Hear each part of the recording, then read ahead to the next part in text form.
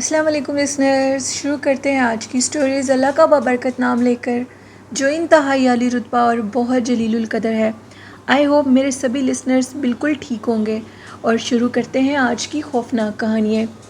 آج کی پہلی خوفناک کہانی وقاص نے شیئر کی ہے۔ وقاص کہتے ہیں کہ میں ایک سندس نامی لڑکی کی سٹوری آپ کے ساتھ شیئر کروں گا، جو کہ ایک عالمہ تھیں اور وہ قرآن پاک پڑھتی تھیں بہت شوق سے، اور اپنی قرآن پاک کی تعلیم مکمل کرنے کے بعد ان کا یہ ارادہ تھا، یہ شوق تھا کہ وہ لوگوں کو قرآن پاک کی تعلیم دیں۔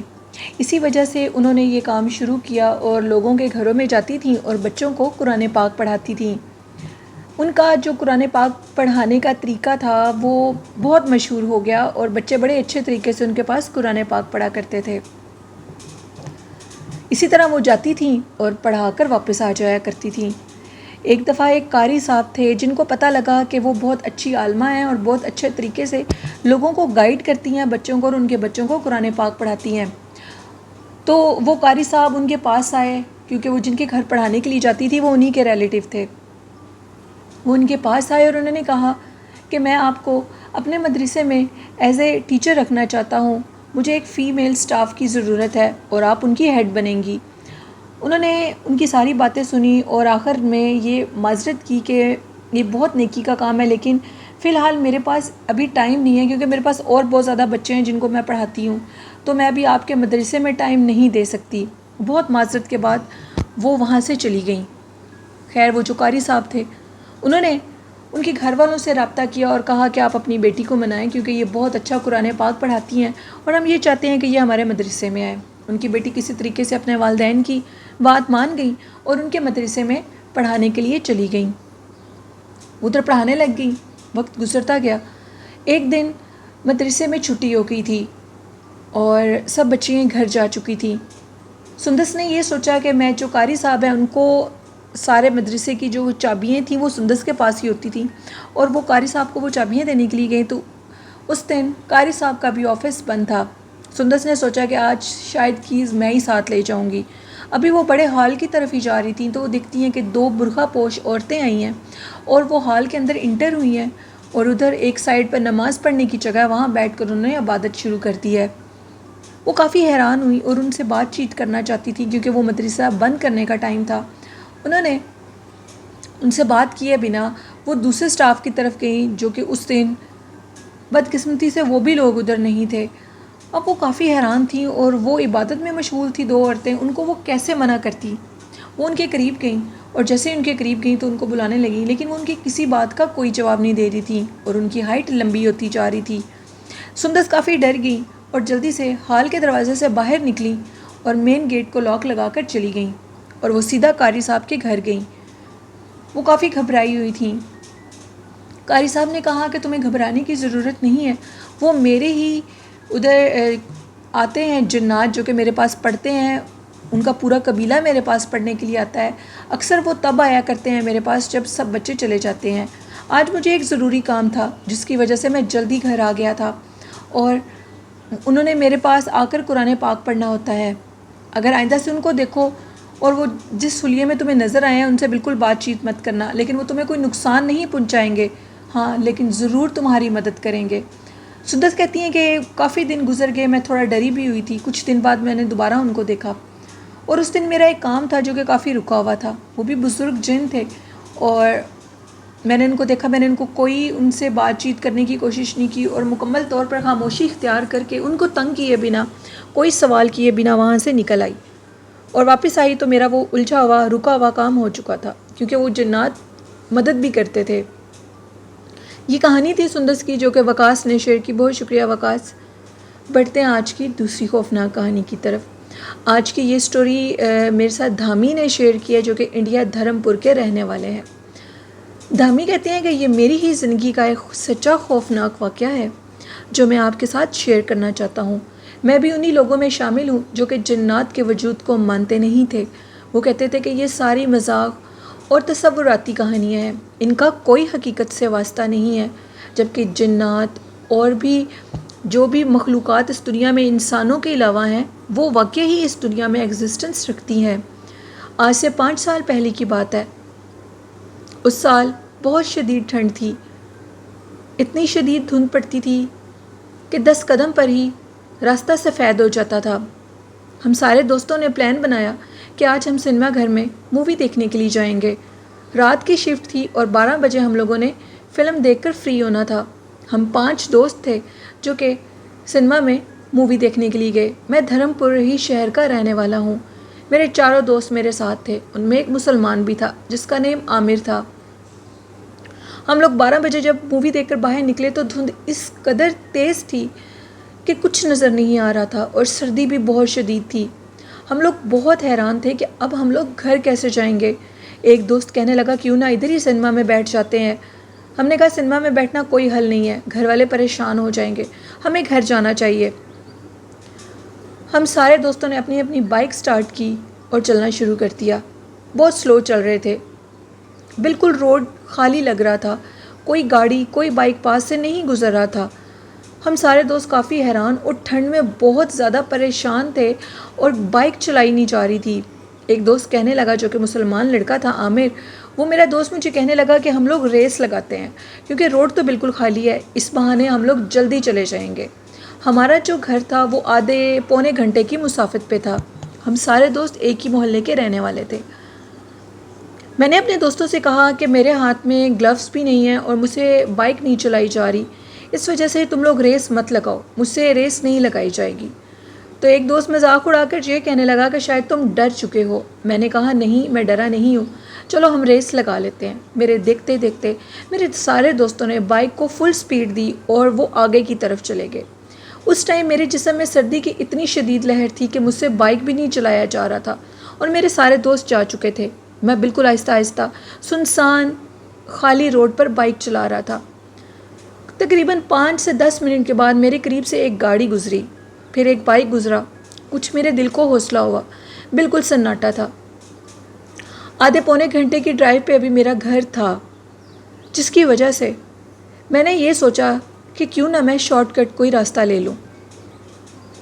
آپ کے جتنے بھی لسنرز ہیں اگر وہ انڈیا کے رہنے والے ہیں تو ان کو دھرم پورہ میں ایک مشہور جگہ ہے جو کہ پہلے بانسوں کی سڑک کے نیم سے مشہور تھا، کیونکہ وہاں بانسوں کے بہت بڑے بڑے درخت ہیں، اور اس کے بعد اس روڈ کا نام ٹھنڈی سڑک کے نیم سے رکھ دیا گیا کیونکہ وہ روڈ بانس کے درخت ہونے کی وجہ سے بہت ٹھنڈی رہتی تھی اور وہاں پر مکمل طور پر بانس اس طرح جھکے ہوئے تھے جیسے پورا چھت بنا ہوتا ہے۔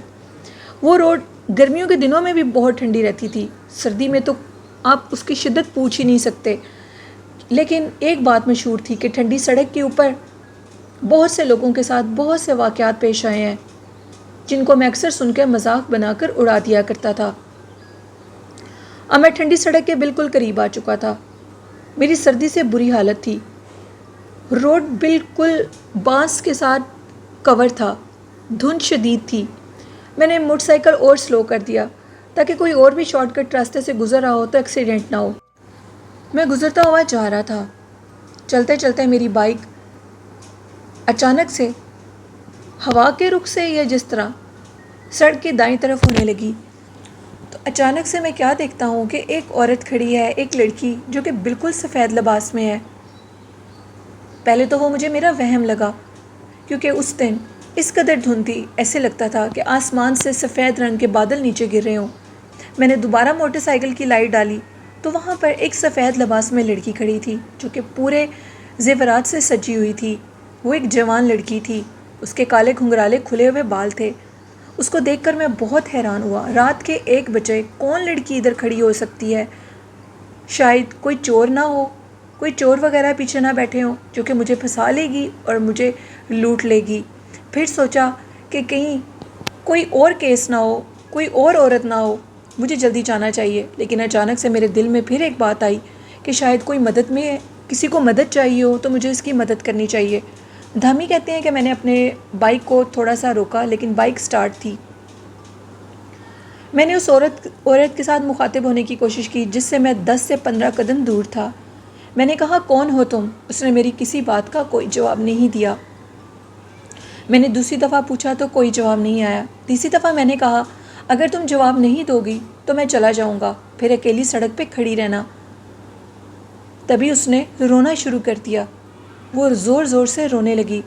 میں ڈر گیا۔ اس کی رونے کی آواز بہت خوفناک تھی اور رو کر یہ کہنے لگی کہ میرا خاوند مجھے اس اکیلی سڑک پہ چھوڑ کر اپنے موٹر سائیکل کو پنچر لگوانے کے لیے گئے ہیں۔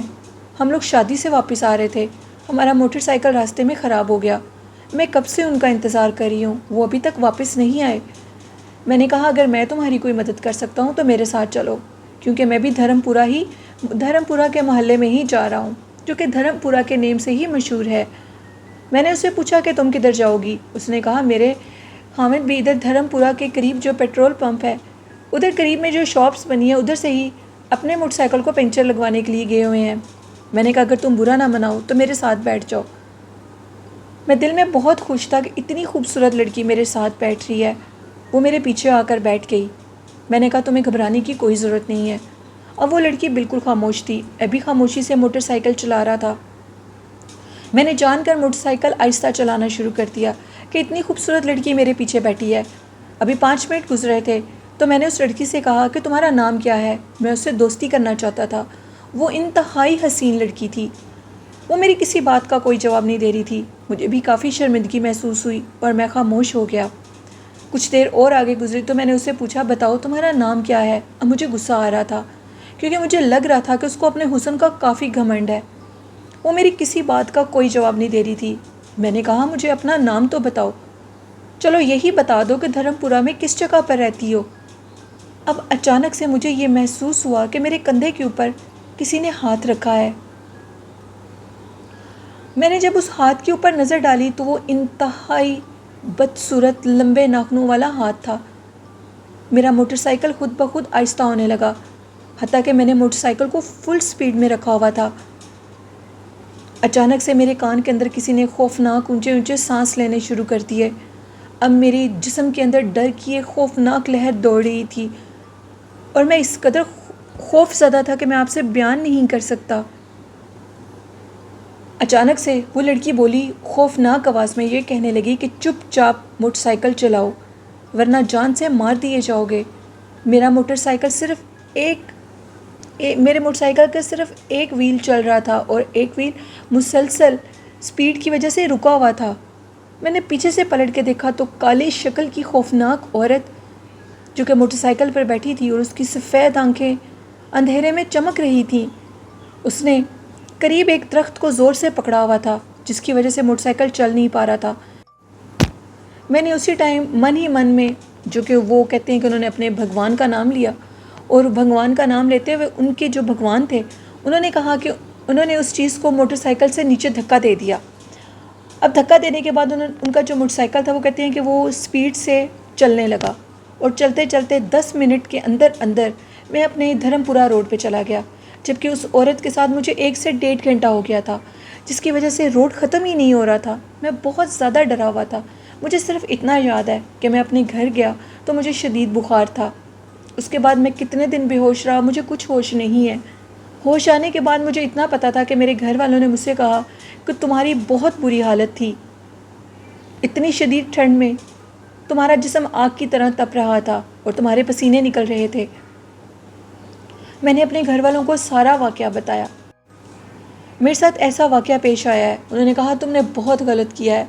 ٹھنڈی سڑک جو کہ انتہائی خوفناک اور پرسرار واقعات سے بھری ہوئی ہے، وہاں پر جنات، آفتوں اور چڑیلوں کا بسیرا ہے۔ آئندہ ایسی غلطی مت کرنا۔